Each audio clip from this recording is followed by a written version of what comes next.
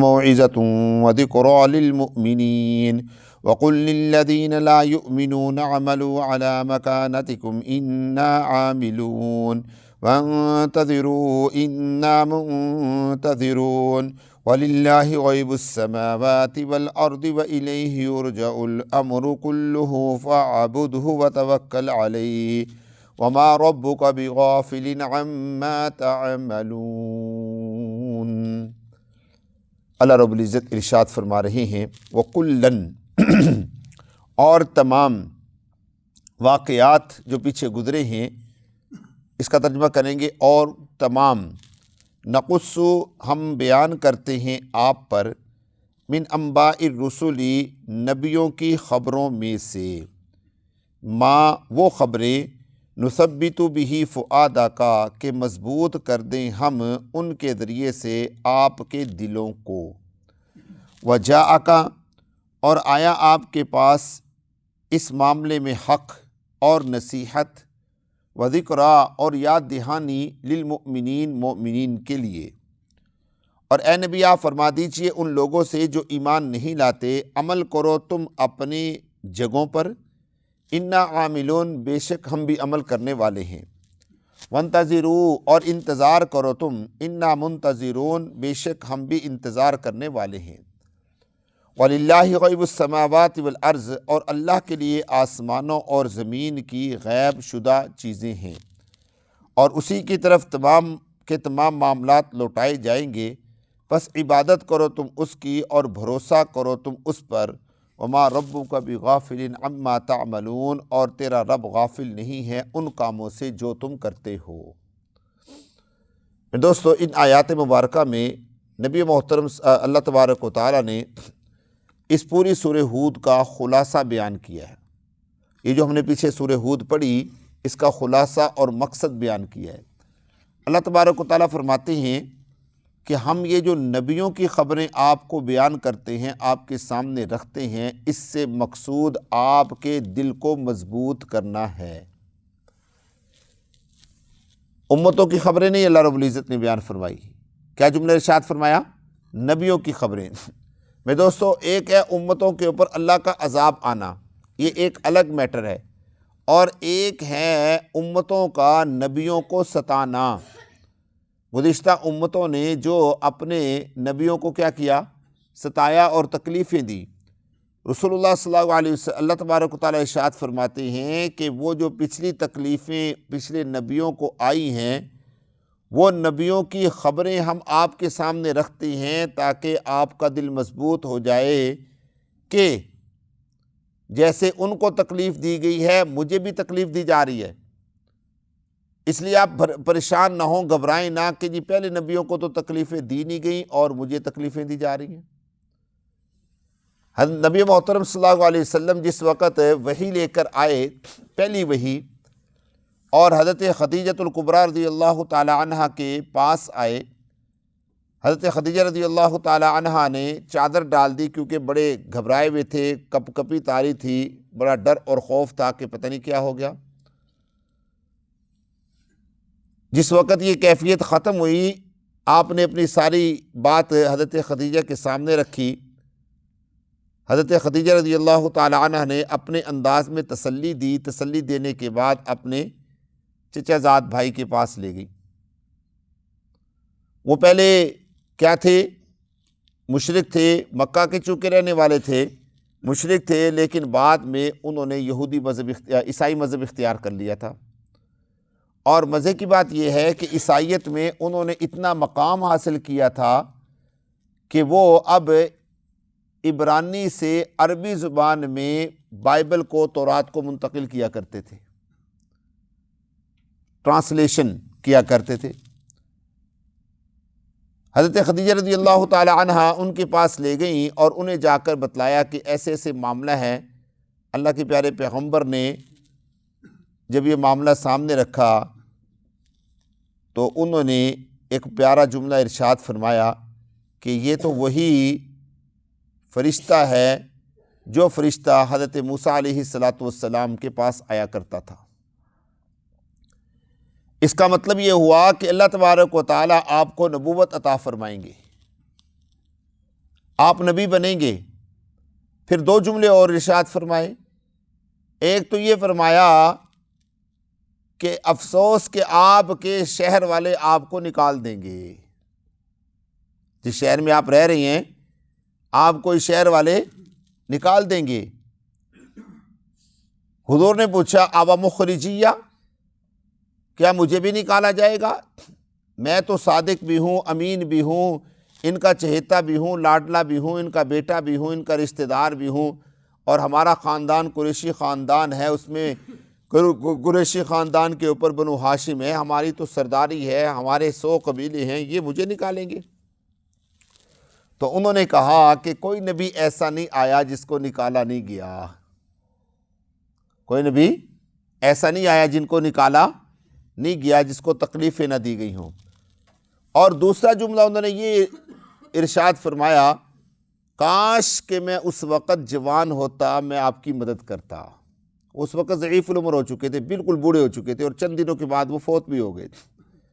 کاش کہ میں اس وقت جوان ہوتا تو کیا کرتا، میں آپ کی مدد کرتا، لیکن میں جوان نہیں ہوں، بوڑھا ہوں۔ خیر وہ تو دنیا سے چلے گئے۔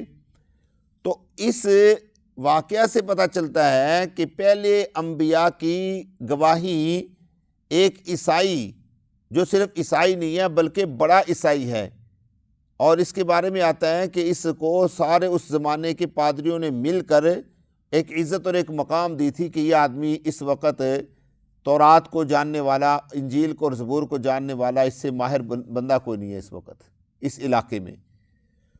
تو وہ بندہ گواہی دے رہا ہے کہ آپ سے پہلے نبیوں کو بھی تکلیفیں دی گئی ہیں اور آپ کو بھی تکلیف دی جائے گی۔ اچھا، یہاں پر ایک بات سمجھ میں نہیں آتی کہ اللہ تبارک و تعالیٰ نبی محترم صلی اللہ علیہ وسلم کو فرما رہے ہیں کہ ہم آپ کو یہ جو نبیوں کی خبریں بیان کر رہے ہیں اس لیے تاکہ آپ کا دل مضبوط ہو جائے، اور آپ کو جو تکلیفیں آئیں اس کے اوپر آپ کیا کر لیں، صبر کر لیں۔ ادھر رسول اللہ صلی اللہ علیہ وسلم ارشاد فرماتے ہیں کہ اللہ کے راستے میں جتنی تکلیفیں مجھے دی گئی ہیں کسی بھی نبی کو اتنی تکلیفیں نہیں دی گئیں۔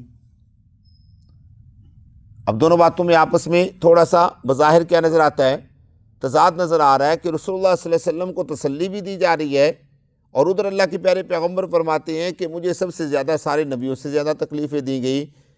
تو دونوں باتوں میں بظاہر تضاد محسوس ہو رہا ہے، لیکن تضاد ہے نہیں، کیونکہ یہ جو مطلب یہ ہے کہ آیت مبارکہ ہے یہ پہلے کی ہے کہ رسول اللہ صلی اللہ علیہ وسلم نے جب نبوت کا اعلان کیا تکلیفیں آنے لگیں، اللہ تبارک و تعالیٰ نے فرمایا کہ گھبرانا نہیں، پریشان نہیں ہونا، تکلیفیں آئیں گی، مصیبتیں آئیں گی۔ اور وہ جو اللہ کے پیارے پیغمبر کا فرمان ہے وہ آخر کا ہے کہ حضور نے اینڈ پہ فرمایا جتنی تکلیفیں مجھے دی گئیں کسی کو بھی نہیں دی گئیں۔ اب ترتیب آپ کو سمجھ میں آ گئی ہوگی۔ تو کیا فرمایا، وَكُلًّا نَقُصُّ، اور یہ تمام واقعات ہم بیان کرتے ہیں آپ پر نبیوں کی خبروں میں سے، مَا نُثَبِّتُ بِهِ، وہ واقعات کہ مضبوط ہو جائیں اس کے ذریعے سے فؤادہ کا آپ کا دل، آپ یقینی طور پہ مضبوط ہو جائیں۔ اور ویسے بھی آپ جانتے ہیں کہ مارے کھا کھا کے انسان کیا ہو جاتا ہے، مضبوط ہو جاتا ہے۔ وہ جیسے کہتے نہیں بھی ٹھوکنے کھا کر انسان سنبھلتا ہے، دھوکے کھا کر انسان سنبھلتا ہے۔ لیکن میرے دوستو، جو ہم یہ دھوکے کا لفظ بول دیتے ہیں نا مارے، یہ ان دونوں کا آپس میں تعلق نہیں ہے۔ ہمارے حضرت استاد محترم فرمایا کرتے ہیں کہ ساری دنیا یہ کہتی ہے کہ ٹھوکریں کھا کے انسان سمجھ جاتا ہے۔ یار اللہ نے تو فہم دیا ہے، بغیر ٹھوکروں کے بھی تو ہم سمجھ سکتے ہیں نا۔ اللہ نے عقل عطا فرمائی ہے، جس جگہ سے کسی نے روک دیا بندہ وہاں سے کیا ہو جائے، رک جائے۔ کوئی بڑا آدمی اگر صاحب مشورہ آدمی روک دے تو اس سے کیا ہو جانا چاہیے، رک جانا چاہیے۔ ہاں اللہ کی طرف سے کوئی تکلیف کوئی پریشانی آ جائے وہ تو ایک الگ مسئلہ ہے، از خود سے انسان کو تکلیف میں مبتلا نہیں ہونا چاہیے۔ آگے اللہ تبارک تعالیٰ کیا فرماتے ہیں، وَجَاءَكَ فِي هَذِهِ الْحَقِّ، اور یہ آئی ہیں آپ کے پاس خبریں اس معاملے میں بالکل حق اور سچ، کوئی اس میں کمی بیشی نہیں ہے، کوئی اس میں جھوٹ نہیں ہے، کوئی اس میں دو نمبری نہیں ہے، چونکہ ہم نے یہ ساری باتیں کہاں پر نازل فرمائی ہیں، قرآن میں نازل فرمائی ہیں۔ وَمَوْعِظَةٌ، اور نصیحت ہے، وَذِكْرَىٰ لِلْمُؤْمِنِينَ، اور مومنین کی یاد دہانی کے لیے ہے۔ یہ بات ذہن میں رکھیے گا، کس کے لیے ہے؟ نصیحت ہے کس کے لیے؟ آپ کے لیے، اور مومنین کو بھی یاد رکھنا چاہیے۔ کیا مطلب ہے اس کا؟ مومنین کے یاد کرنے کا مطلب یہ ہے کہ اگر مومنوں کو اللہ کے راستے میں کوئی تکلیف آئے تو اس کو یہ یاد رکھنا چاہیے کہ ہمارے نبی کو بھی تکلیفیں آئی ہیں، اور ہمیں تو میرے دوستوں وہ تکلیفیں آ ہی نہیں سکتی۔ ہمیں تو وہ تکلیفیں، جو تکلیفیں انبیاء علیہم الصلوۃ والسلام کو آئیں، جو تکلیفیں رسول محترم صلی اللہ علیہ وسلم کو آئیں دین کے راستے میں، وہ تکلیفیں ہمیں تو آ ہی نہیں سکتی، بہت کم ہیں۔ سبحان اللہ۔ مجھے وہ یاد ہے کہ جب حضرت خباب رضی اللہ تعالیٰ عنہ کو سولی پر لٹکایا جانے لگا تو انہوں نے کہا، کافروں نے، کہ اگر تم پسند کرو تو تیری جگہ پر یہاں پر محمد کو لٹکا دیے جائے، نعوذ باللہ، اور تجھے آزاد کر دیا جائے۔ کیونکہ اس زمانے میں یہ قانون تھا کہ اگر کوئی شخص پھانسی کے اوپر یا سولی کے اوپر لٹکنے سے پہلے کہہ دیتا کہ جی میری جگہ پہ فلاں کو پھانسی دے دی جائے، اور یہ مشرکین جو تھے ان کو پتہ تھا کہ اگر اس صحابی نے مطالبہ کر دیا تو اللہ کے نبی پیچھے نہیں ہٹیں گے، کیونکہ آپ کے اندر تو جوش اور جذبہ اتنا تھا کہ آپ پیچھے نہیں ہٹیں گے۔ تو حضرت خباب رضی اللہ تعالیٰ عنہ فرمانے لگے کہ ظالمو، تم پھانسی کی بات کرتے ہو، میری جگہ کی بات کرتے ہو۔ انہوں نے کہا کہ اللہ کے قسم، پیارے پیغمبر کے پاؤں میں کانٹا بھی چبھ جائے وہ بھی خباب کو برداشت نہیں ہے، وہ بھی مجھے برداشت نہیں ہے کہ حضور کے پاؤں کے اندر کیا ہو جائے، کانٹا بھی لگ جائے۔ سمجھے؟ صحابہ کا تو یہ حال تھا کہ حضور وضو فرمایا کرتے تھے، صحابہ وہ جو جسم کے ساتھ پانی لگ کر نیچے آتا تھا، صحابہ وہ نیچے نہیں گرنے دیتے تھے، وہ اپنے ہاتھوں پہ لے لیا کرتے تھے، اور اس کو تبرک اور برکت کے لیے اپنے جسم پر مل لیا کرتے تھے۔ اس کو بھی اور بہت سارے مطلب یہ کہ معاملات ہیں، یہ تو ایک میں سمپلی سی بات کر رہا ہوں کہ وہ پانی جو گرتا تھا آپ کے اعضاء مبارک سے لگ کر، وہ بھی صحابہ محفوظ کر لیا کرتے تھے۔ سمجھے؟ تو نصیحت اور یاد دہانی ہے کس کے لیے؟ مومنین کے لیے، کہ مومنوں کو سمجھنا چاہیے کہ اللہ کے پیارے پیغمبر کو اگر تکلیفیں آ سکتی ہیں تو ہمیں بھی تکلیفیں آ سکتی ہیں۔ اور اس میں کوئی شک نہیں میرے دوستو، جو آدمی دین کا کام کرتا ہے نا صحیح معنی کے اندر، جو سیدھے راستے کے اوپر چلتا ہے، خاص طور پہ وہ آدمی جو کسی کی ہدایت کا ذریعہ بنتا ہے، خاص طور پہ وہ آدمی جو کسی کو دعوت اور تبلیغ کا ذریعہ بنتا ہے، جو کسی کو کسی کام کے لیے بلاتا ہے، اس آدمی کو تکلیفیں زیادہ آتی ہیں، اس آدمی کو پریشانیاں زیادہ آتی ہیں، اس آدمی کو مصیبتیں زیادہ آتی ہیں، اس کو لوگوں کی باتیں سننی پڑتی ہیں، لوگوں کے تانے سننے پڑتے ہیں۔ سمجھائی بات کی؟ کیونکہ دین کی طرف بلانا سب سے مشکل ترین کام ہے۔ ابو جہل کی مثال آپ کے سامنے ہے نہیں؟ شدید آندھی ہے، شدید آندھی، طوفان آیا ہوا ہے، اور آپ حضرات نے مکہ میں شاید اس کا تجربہ کیا ہو۔ مکہ کے اندر جس وقت بارش آتی ہے تو وہ عام بارش نہیں ہوتی، شدید بارش ہوتی ہے، اور اکثر بارش میں کیا ہوتا ہے؟ ژالہ باری ہوتی ہے، اولے پڑتے ہیں، اور بڑے بڑے اولے پڑتے ہیں، اتنے بھی نہیں، اتنے بڑے بڑے میں نے خود دیکھے ہیں۔ اور مکہ والے بتا رہے تھے کہ یہاں جب بھی بارش ہوتی ہے، تیز بارش ہوتی ہے، ژالہ باری ہوتی ہے، پہاڑی علاقہ ہے نا، موسم کا فرق ہے۔ ابو جہل اپنے گھر میں موجود ہے، اور اس طوفان کی وجہ سے وہ باہر نہیں نکل رہا۔ تھوڑی دیر کے بعد دروازے پہ دستک ہوتی ہے۔ اب ابو جہل اپنے دل میں کیا خیال کر رہا ہے؟ کہتا ہے کہ آج دروازے پہ جو بھی آیا ہے مانگنے کے لیے، میں اس کو خالی ہاتھ نہیں بھیجوں گا۔ مہربان اتنے تھے، شفیق اتنے تھے، خرچ کرنے کے اعتبار سے اتنے آگے تھے، سمجھے؟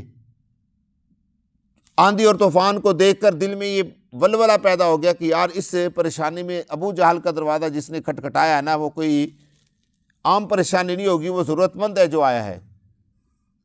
جب دروازہ کھولا تو سامنے محمد صلی اللہ علیہ وسلم کھڑے تھے، اس طوفان کے اندر بھی،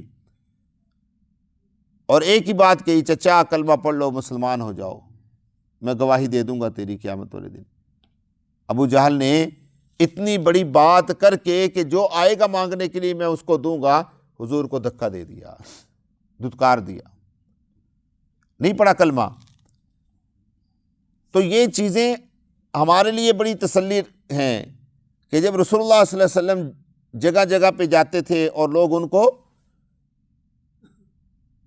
دھتکار دیتے تھے، ایک قسم کا نہیں پڑھتے تھے کلمہ، تھوک بھی دیا کرتے تھے۔ آپ نے سنا ہے، آپ کے سامنے واقعات ہیں تو جو دین کا کام کرتے ہیں یا دین کے معاملات میں ان کے آگے اگر ایسی تکلیفیں آتی ہیں تو یہ اس کے اوپر اللہ کا کرم ہے، یہ وذکرہ نصیحت ہے، یاد دہانی ہے۔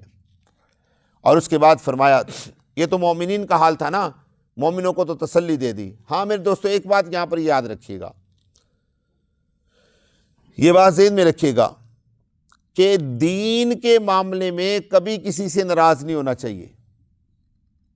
دین کے معاملے میں کبھی کسی سے ناراض نہیں ہونا چاہیے، اور دین ہی کے معاملے میں ناراض ہونا چاہیے۔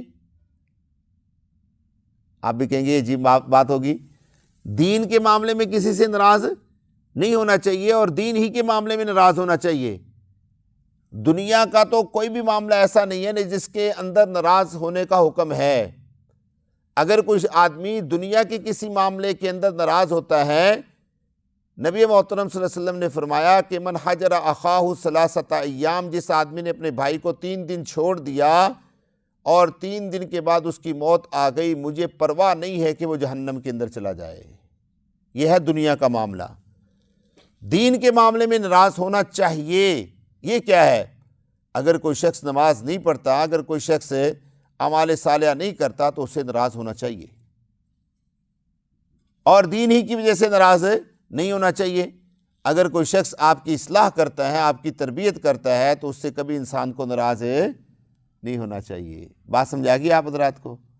آگے کیا فرمایا؟ یہ تو مسلمانوں کا معاملہ تھا۔ کافروں کو کیا فرمایا؟